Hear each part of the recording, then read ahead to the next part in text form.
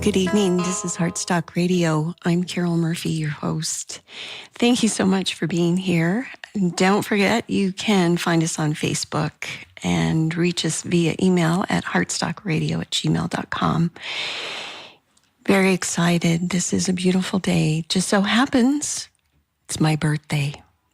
And as my birthday present to myself, we're interviewing a really exciting guest, and I think you guys are going to love what Howard Martin has to share. He's with HeartMath. In just a moment, we'll be right back, and Howard is going to tell you all about what he is up to and all about HeartMath. Thanks for being here.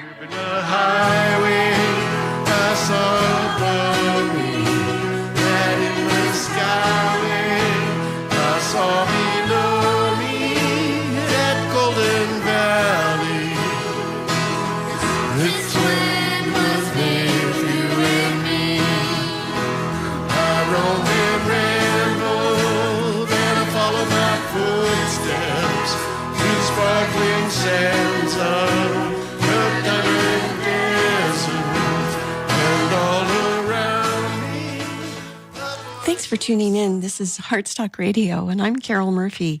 Our guest this evening on this beautiful fall day in Butte, Montana. Oh my gosh, I wish y'all could see just how gorgeous it is. We have Howard Martin with us. Hi, Howard. Hey, Carol. Thanks for having me, and happy birthday. Thank you.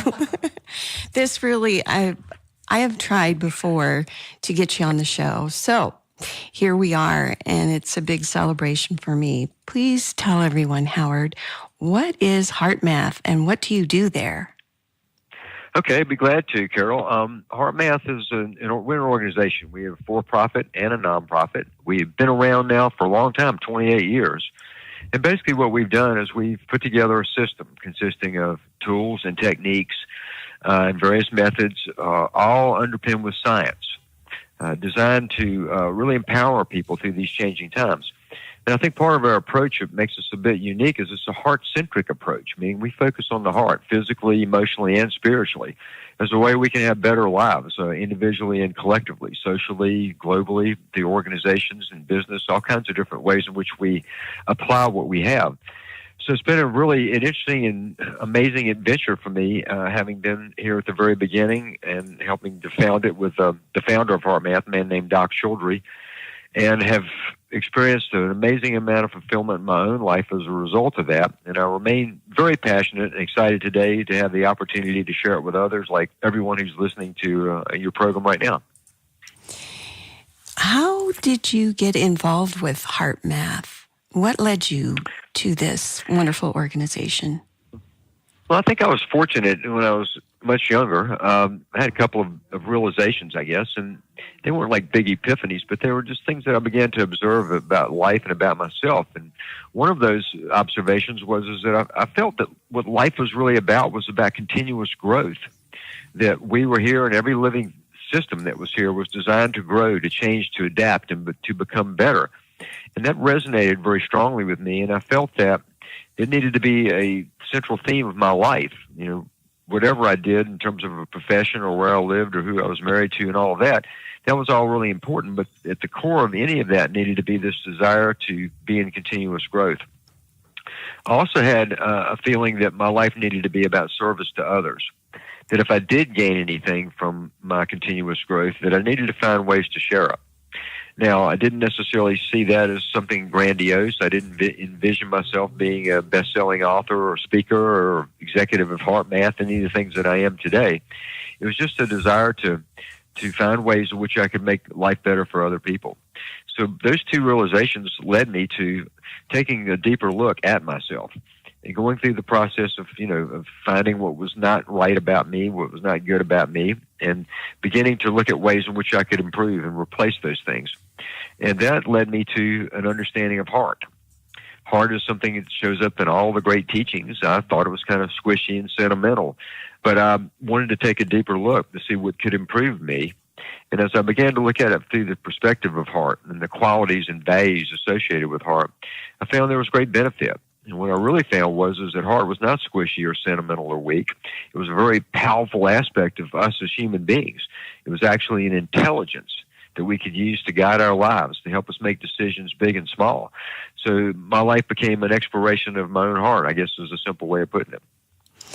And that led you to meet a lot of other people on a similar path, and you joined forces. How did you develop HeartMath then? Yeah. Well, I met a man when I was very young named Dr. Schulter. He's just a little bit older than me, but when I first met him, I could tell he was a hell of a lot smarter than I was.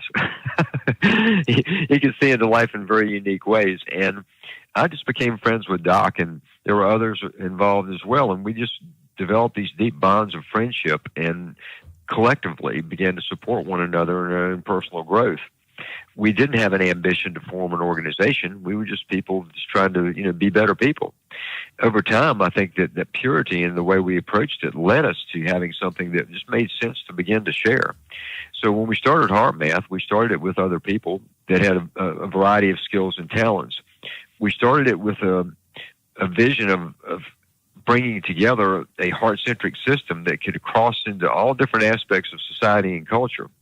It didn't have to be necessarily spiritual. It didn't not have to be that, but it certainly needed to be pragmatic and practical. It needed to be grounded. It needed to be applicable to people's issues. And we started it really with no major business plan or no external capital funding and those type of assets that people often use to start a business. We started it with a desire and with a vision and with a commitment. And we built it from there. So we started with really kind of nothing in one way, and today we're what I call a big little organization.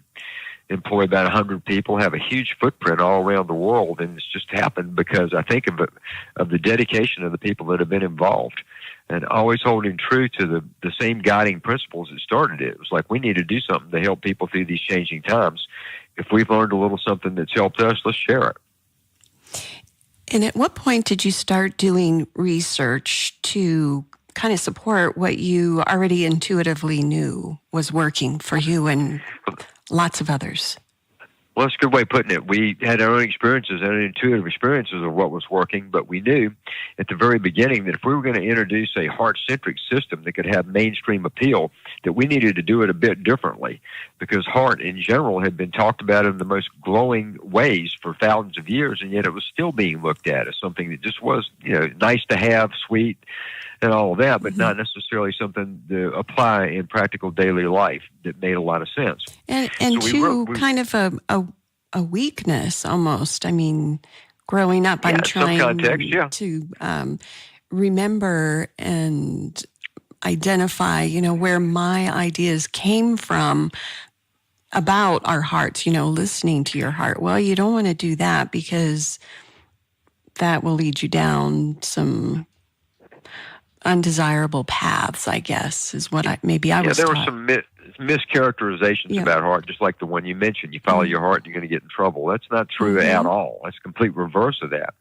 But we knew we had to build a bridge between what had been said philosophically and all that in daily living. We chose science to be that bridge. So science became part of what we were doing early on in HeartMath. We recognized we needed to underpin our thoughts and beliefs and our own intuitive experiences with true science, because science adds to the power of belief. When something is proven to be empirical through scientific inquiry, it increases the power of belief.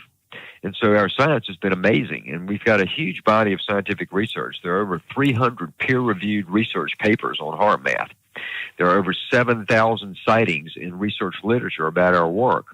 And so the science that we've done has been extremely important, not only to us, but to the world. We've recharacterized what heart is, and we've added that understanding to a lot of other people's work. A few years ago, another interviewer asked me a question. I didn't have a ready answer for it, but she asked me what HeartMath's biggest contribution to the world had been so far. And my answer that just popped out was this, that we have validated other people's belief systems. And by that, I mean how many people have borrowed from our work. Many of the most famous authors and teachers and leaders in the world often quote us and often use what we've developed within the context of what they're offering other people. So I think that multiplication effect is a great thing. I have no identity with over-ownership of what we've done. I'm glad it's being shared so ubiquitously all around the world. So walk us through some of the research, and I want us to also talk a little bit more about what you said. I believe you said that you've categorized the heart or defined the heart. Yeah, when our research started getting well known, one of the things that was said about it is that we really reintroduced a new version of physiology and psychology all at the same time. From the physical side, I mean, when we started our research, Carol, we decided to study the physical heart. We wanted to know, was it doing more than pumping blood? Was it more than a cardiovascular organ? Certainly it is a cardiovascular organ. We wanted to know, was it doing more? We found little pieces indicating that it was scattered throughout the research literature, but nobody put the story together.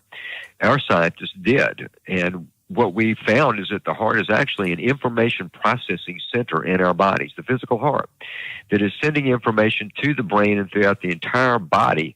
And that information coming from heart to brain and throughout the system is critical to how we function physiologically. It communicates in four ways: through a nervous system in the heart, studied through a field called neurocardiology, through changes in what's called a blood pressure wave that influence everything, including electrical activity in the brain. Another one of the interesting findings that we found in the research literature, but nobody knew it, was that the heart was reclassified as part of our hormonal system all the way back in 1983 because it produces some very important hormones. Lastly, there's the energetic communication. The heart's an electrical organ. It produces by far the strongest source of electricity in our body. That electrical energy is strong enough that it creates an electromagnetic field, and that field extends around us in 360 degrees and extends beyond our skin out into space about 3 feet. So all of this communication is happening. And sometimes farther.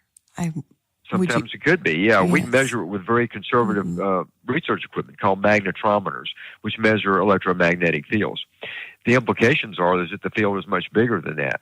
If we were to look at that field, for example, through the lens of quantum physics rather than Newtonian physics, what happens is we can begin to remove barriers of time and space. And then the heart's field has a lot of implications on what it really connects us to. We know that it contains information. We know that we communicate that information electromagnetically to each other. We communicate it to ourselves, to the heart's communication with the brain. We know that collective fields are created when people are working together, and that can be non-locally. It can be like right now. We have people listening all over the country or the world to your show, and we are connecting through a shared experience. There's an energetic connection taking place that is not bound by time or by space. And this is the type of research we do today, is understanding these fields, understanding energetic connectivity, and understanding how we can work together to create more what we call social coherence, which applies a lot to the work we do in organizations and business and those type of arenas. So the concept, the ancient concept, I mean, if you follow Eastern thought and traditional world religions, there's a common thread that runs through all of those, and that common thread is this concept of oneness. Is that the same as coherence? Have you proven coherence that is they something are different than that. Yeah. Well, coherence is different than that, but the oneness factor, it's a big question, but I think that what we can know now through a lot of our research on the energetic connections that are happening at unseen levels between people and all living systems, a simple way of putting that is that we're not alone. We're in this together. There is a shared experience that we're all having, and that we are connected in unseen ways, more so than we ever thought. That puts us in an interesting place of recognizing that we can do more to help create positive change than we ever thought. That every thought, every feeling, every interaction that we have does count. And that as we continue to put more heart into all of these things, we're creating a new and very different and much better world as we do it. Can you define coherence? If it's not oneness, what is it? Coherence is a highly ordered state that's both physiological and psychological. In the coherent state, all the body systems are synchronized to the rhythmic beating pattern of the heart. It's a high-performance state. It's very healthy. It's a good place for us to be. The psychological part of coherence is that it is triggered by the experience of a regenerative, uplifting emotion, meaning that when we're feeling care for someone or we're feeling appreciation for life, we're going to be more coherent. And when we're more coherent, we're going to be operating at our best self, really. We bring together all the parts of us that are the very best of who we truly are. And that does translate right down to our physiology in the ways in which I just mentioned. Everything syncs up. Reaction speed time improves. Visual field improves. We make better decisions. We see into things differently. We discriminate better. All this happens when we're in the coherent state. So coherence is something that you can learn to develop, and that's what our technology, like the Inner Balance Trainer, helps people do. Also in our training programs that we do for individuals and organizations, a lot of it focuses on increasing individual and collective coherence. So coherence is a cornerstone piece of our research and our understanding about heart, about ourselves, and about how the world functions. So we're almost we're a little past our halfway point, but I really want to answer a couple more questions that relate to this concept of coherence. Sure. And I believe that you've been doing some research that specifically looks at the planet Earth, Mother Earth, and how that may affect our own electromagnetic fields and vice versa. Have you found anything of significance in that realm? Yeah, absolutely. The Earth produces energetic fields. That produces the geomagnetic field and the ionosphere. These are energetic fields surrounding our planet that are protected layers that protect us from incoming space weather, things like solar radiation, cosmic rays, solar winds, that kind of space weather. Now, these fields are constantly fluctuating and changing, and research done far beyond just HeartMath, but by a lot of people, has definitively shown that changes occurring in these fields are directly affecting human health and behavior. So our research is focused on providing more understanding about that, and it's definitive now that these fields are affecting us. And they're affecting us all over the planet. So there's a global synchronization that occurs where many people are experiencing the same type of effects at the same time when changes are occurring in the fields. Now, we're taking that a step further. We are testing a hypothesis. The hypothesis would be that not only are these fields affecting us, but that we are affecting them, that the 7+ billion people on this planet, all producing their own fields from the heart, are actually inputting information into the Earth's fields. And that information is then being fed back to us. Now, this is a hypothesis. It has to be tested. To do that, we have placed sensors around the planet. There'll be more placed, but we have what's called the Global Coherence Monitoring System Network, where we have highly sophisticated technology that can measure changes in these fields, positioned strategically at various places around the world. That information is being fed back to our research labs in Northern California, where we're located. And we have scientists that are looking at this, analyzing it to determine when, for example, when mass human emotion of some kind takes place. It can be because of something good that happened or something bad that happened. We're looking at those events to see if there's a correlation to what takes place in these fields. There's a lot of research, Carol, we have to do to say whether this is true or not. So we're very, very careful. We don't release information about what we may be seeing until there's really a very, very solid empirical understanding of what this type of research may be producing. But that's the hypothesis. I mean, I'm using some good old Southern boy logic on it, which is that it's definitive now that these fields are affecting us, so maybe we're affecting them too. Maybe there's a two-way conversation taking place. Only stands to reason, doesn't it? We're going to take a very quick break, and we'll be back with more HeartMath. But on the other side, it didn't say nothing. That time was made for you and me. This land is your land. This land is my land. From California to Rhode Island, from redwood forests to the Gulf Stream waters. This land was made for you and me. This land was made for you and me.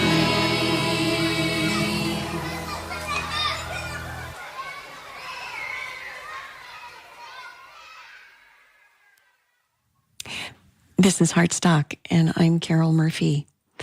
Today we have Howard Martin with us, and Howard's been sharing some amazing research.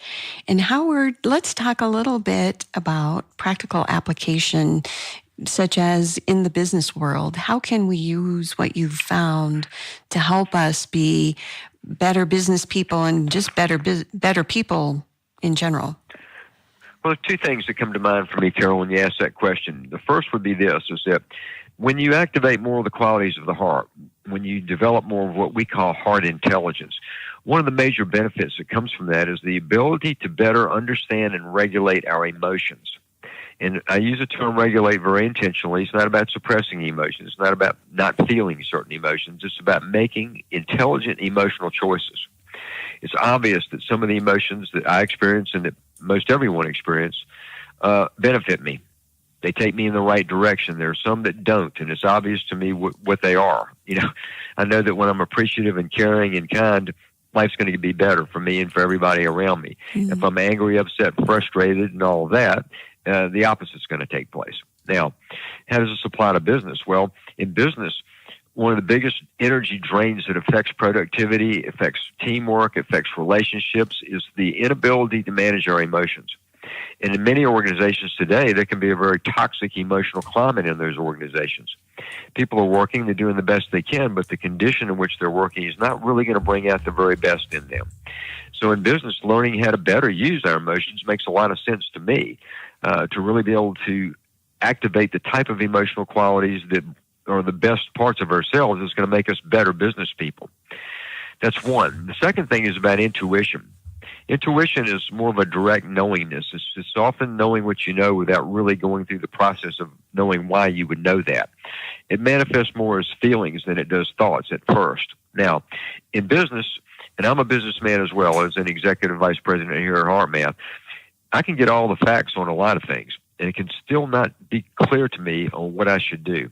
I finally have to go a little deeper in myself. I have to access more of my own heart and bring in more of those intuitional qualities to really make decisions on certain things.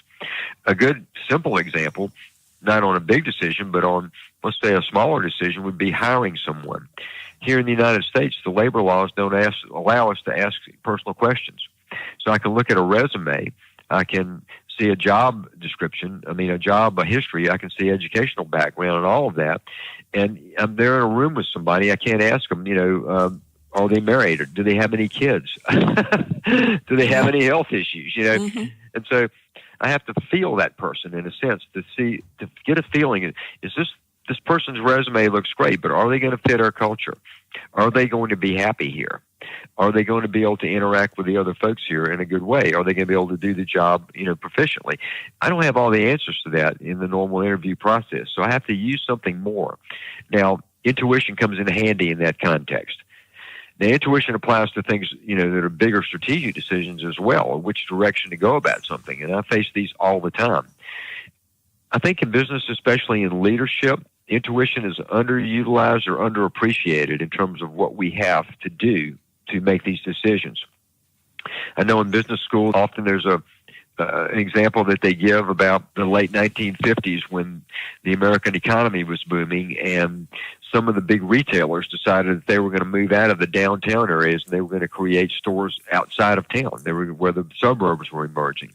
So Sears and J.C. Penney's, which are both in trouble now, but they haven't been for decades, decided they would put these stores in these other areas. Now, Montgomery Ward, which was their competitor at the time and an equal to them, decided not to. So there was a strategic decision that they made not to do that, and they failed miserably because the buying patterns moved outside of the cities. The centralized department stores inside of big cities really went out of business over time. And so this is an example of like who was thinking what, whose intuition was it that we need to move stores outside of town because that's where things are going to go. Nobody knows that's going to be for sure. So there are a lot of major business decisions we have to bring in intuition for. Heart and intuition are directly linked. When we're in the coherent state that you asked me to describe earlier, we're going to open up more to our own intuition. To me, intuition is a field of information that's always there. It's whether we are tapping into it or not that makes the difference between logical linear thinking and intuitive contact. We need both But in business, especially today, with the uncertainty that we face in business, with everything up and down and all around, and nobody knowing where things are going to go, I think intuition has become more important than ever before in the history of humankind, and especially in our business practices. So emotional self-regulation and accessing intuition are two ways in which HeartMath, our tools, techniques, and technology, and heart in general, can really help in business context. How do we know that intuition is tied more strongly to our heart than our brain? Well, they're all linked together, that's for sure. And it's difficult to decode that with a true scientific process. Mm-hmm. But my feeling about it, I'm going to show you what I feel and share with your listeners what I feel. I feel like when my heart is so-called open, when I'm in a more of a receptive place, when I'm operating from more of the values and qualities of heart, that information can enter my system through the heart, actually, through the field produced by the heart. It's transmitted at super high speed into the brain where I experience it as thoughts and feelings.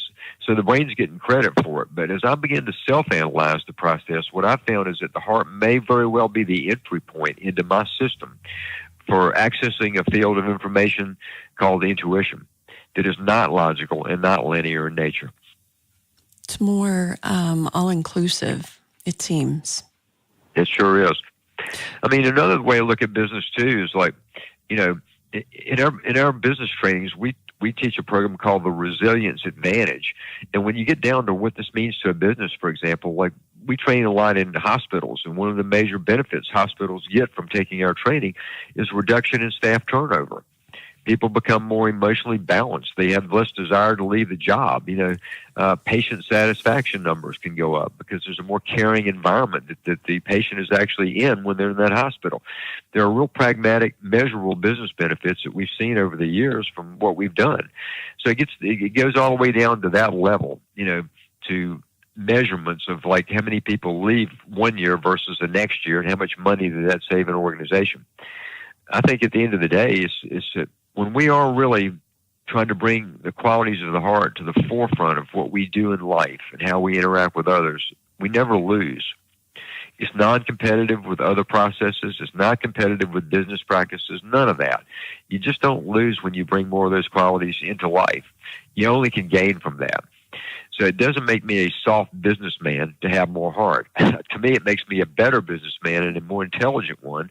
And even gives me the ability to discriminate when I need to hold a bottom line, when I need to be a little bit more firm or forceful in, let's say, a negotiation or things like that. It's my heart that gives me the guidance on that to know what is best.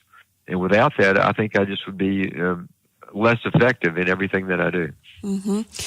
We've got about 2 minutes left, and I'm hoping that you can share with us maybe how we can, on a practical basis, if we're kind of facing that line in the sand, so to speak, and we have to make a decision right here, right now, how do we tap into our heart to help us? Here's what you can do. Here's what I do. I slow it down. I take a pause. I'm saying, I'm going to put this thing on pause for a second. I really try to slow down all the thoughts and feelings that are racing around up in my head.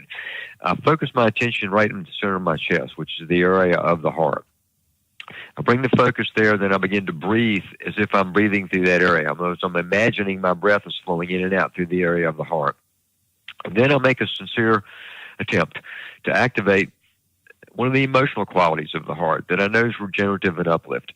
It'd be like, look, let this go. Just appreciate the good things in your life right now. Mm-hmm. Or remember that, you know, there's somebody in your life that you really love and care for. Just think about them right now. So I'm basically bringing in an uplifting emotional quality. And then the screen can clear some. Then I can be able to see a little differently. It doesn't mean I get this crystal clear answer on exactly what to do, but it puts me in a better position for new information or new understanding to emerge. And from that place, I make a shot call, I make the best decision I can make. A lot of times it really is the right one, sometimes it's not, but I know that I did my very best. I brought myself to it from the best Howard Martin I can be, and I'll live with those consequences. But it requires slowing it down, pausing, taking that break, going into your heart a little bit, activating some of those qualities associated with the heart, and then making that decision. Nice. We are out of time, Howard. Please tell everyone how they might reach you. I'd like you to go to heartmath.com. If you want scientific research and you want to find out about helping children and the underserved, things like that, go to heartmath.org. But if you want to understand more about what we do in business, if you want to understand more about our award-winning transformative technology that can help with activating coherence, called the Inner Balance Trainer, all that information and a lot more is at heartmath.com. And that's how you'd reach us. Of course, things everybody says, and you can too. Follow us on Facebook. I mean, we have over 1 million Facebook followers. So there's plenty of information about us out in the world. Go to heartmath.com or just do a Google search, and you'll get plenty of information about who we are and what we do. Thank you so much for being here. This is the best birthday present I think I've ever had. Oh, that's so sweet, Carol. Happy birthday. I'm glad I got to be a little tiny part of it, and I'm glad it's meaningful to you. Thank you so much. This is Heartstock Radio, and I'm Carol Murphy. We'll see you next week.